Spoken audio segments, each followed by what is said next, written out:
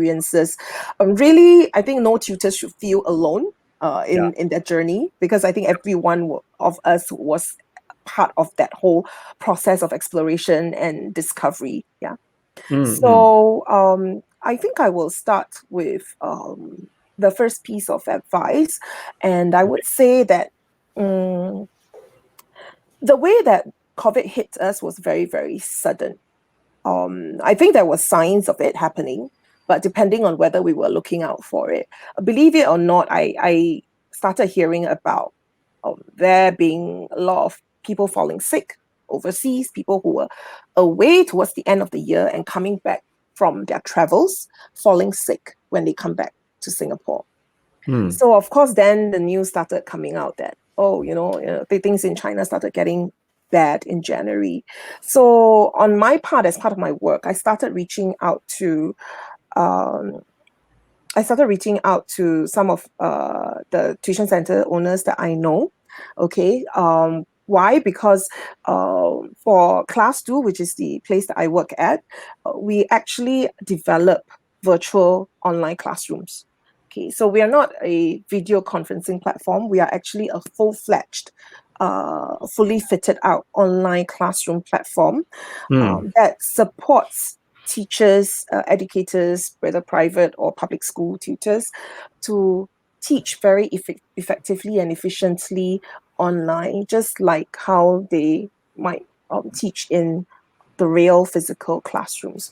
So I started approaching educators in Singapore primarily about this, because obviously, I mean, I'm concerned about the education scene in Singapore, and I tried talking to them and saying that I think you need to watch out for something that might be brewing, and then you may want to start thinking about how to safeguard your education business if it should get very serious. So there were definitely educator entrepreneurs who were far-sighted and who took the early signs seriously. So I remembered that when things started the seriousness of the situation starting going up a notch when Wuhan was locked down. That was when I went from doing once a month online info workshops to share with interested tutors and teachers in Singapore about how they can conduct online teaching in a far more effective way than just using Zoom or Skype or Google Meet or any other video conferencing platforms. From doing it once a month, I started doing them like almost every day. And I had requests for it. So they really escalated very rapidly from the end of January onwards, until by the time it came to February, it was just every day I was running those info sessions. I think there was a difference there that I saw, definitely. The people who started taking it seriously and started thinking about how to protect their business and have like business contingency plans, they started getting prepared for it in as early as January, and if not February. So by the time when March news came out, that the tuition centers had to close. And then after that, very swiftly in April, it was the announcement for the circuit breaker.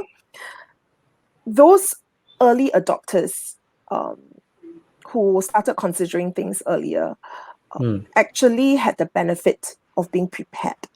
So for them, they had already evaluated options. They had already considered things. They have thought through things, and it was more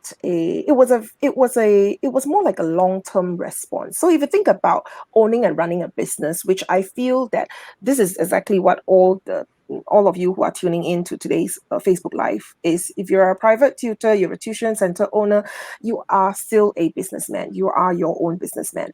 Right. So when we talk about business contingency, why do we do business contingency? It's always because we want to do it as a long-term response, not as a knee-jerk reaction.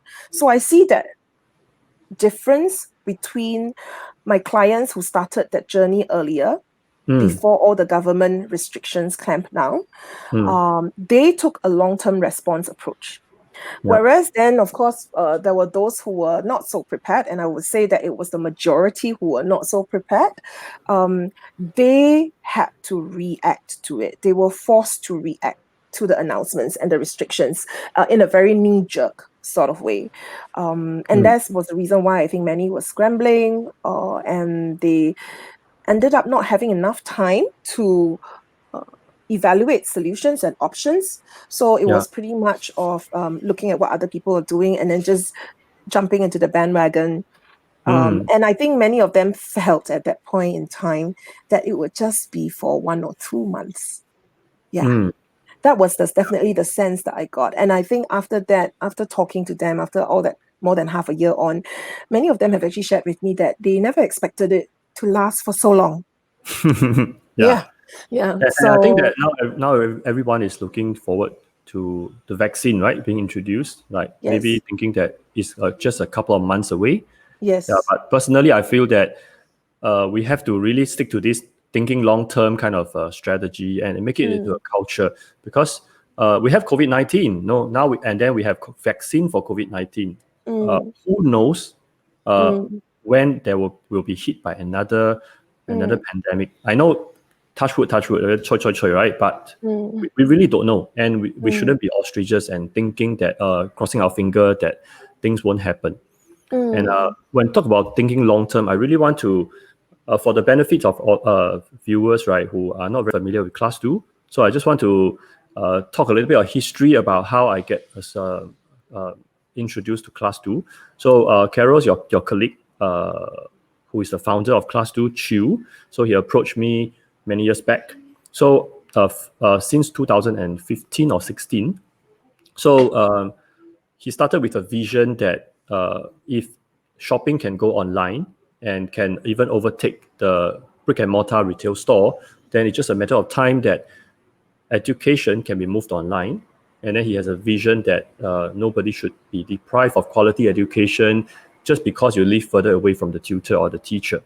Yeah. So and he has a very strong conviction about this thing, and he really built the whole Class 2 revolving around the needs of tutors. So this is what I really appreciate about Class 2, because I know that you guys, right, whatever things you do, you always think what will the tutors need instead of what may be easier to build. So you guys, I really respect you guys in terms of that. Yeah. So yeah, so if you are viewing this and you haven't checked out class2.com, I would really recommend that you can register a free account at class2.com and see for yourself what they have built. Yeah. Okay. So I think, picking up from what Jason was talking about. So really, I think education transformation, of course, is a long journey. I think all educators feel that, and we know that, to change things in education takes time. But definitely, COVID has accelerated that exponentially for all of us, not just only in education sector, but for all industry sectors as well. It's no longer a case of whether we want to do it or not, or when we want to do it. It's a case of how do you want to do it. And I think this is a very strong point that I like to advocate for educated entrepreneurs to think about it. I know some of you might have your physical assets. So that could be something that is, of course, stopping you from going 100% to online. And that's fair. So it's a fair consideration. But at the same time, I also do have heard from many in the industry who said that there is ground demand for online tutoring these days. In fact, many of them, for the enrollment that has already started for next academic year, right? Many of them have been forced to continue with some degree of online. So while they may still have demand for physical centers, since the rules have relaxed now, they find that, first of all, of course, they are not able to cater to the same number of students in the online space because of safe distancing. And at the same time, there are students and there are also parents who have experienced the convenience and effectiveness of online teaching, that they want to continue on that arrangement next year.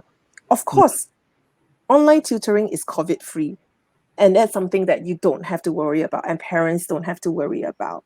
I say that personally as a mom of a child who will be taking PSLE next year. Mm. Um, I look at what happened with the PSLE cohort this year, and I'm just full of awe for every child in the graduating cohort this year that Yeah. they actually had to take Awesome. on so much more. Yeah, Yeah. besides the usual exam stress. And then I told that to my son, and I said, look, if schools had to close again, and of course I know MOE will try their best not to do that because it's a huge disruption. But if schools had to close again in your PSLE year, then you have to brace yourself for it. So I think in the same vein, Mm. educated entrepreneurs need to brace themselves for it as well and ask yourselves, like, are you prepared for that? If you have gone fully back into 100% physical, then what are you doing in preparation for that? For those who already have demand from parents and students to continue on, well done. And then maybe you might find that you want to consider my second and third piece of advice going forward. But I would say that at this juncture, we really do live in a new normal. And I think that we can safely say that online tutoring is here to stay Mm. in one way or another. Mm, Mm. Yeah.